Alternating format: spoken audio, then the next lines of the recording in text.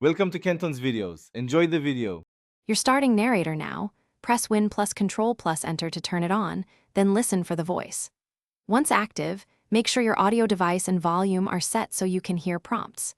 If you prefer a keyboard route, go to Settings, Accessibility, Narrator to confirm basic options like Startup and Voice Selection.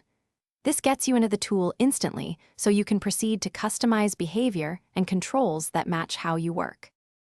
Now customize the voice and controls to match your workflow. You can pick a different narrator voice, change rate and pitch, and preview each choice so you know how it sounds. Once done, set verbosity levels for characters, words, and punctuation so reading matches your needs.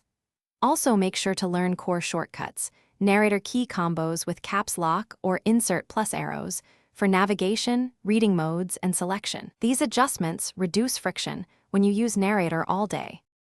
You're ready to use Narrator. Practice by navigating the Start menu, opening apps, and reading web pages to feel the flow. When finished, stop Narrator with Win plus Control plus Enter or disable it in settings so it won't restart.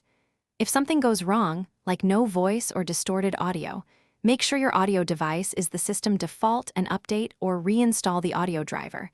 That resolves most issues quickly. If problems persist, toggle voices or restart Windows to refresh audio services. Thanks for watching. Consider subscribing if we helped you.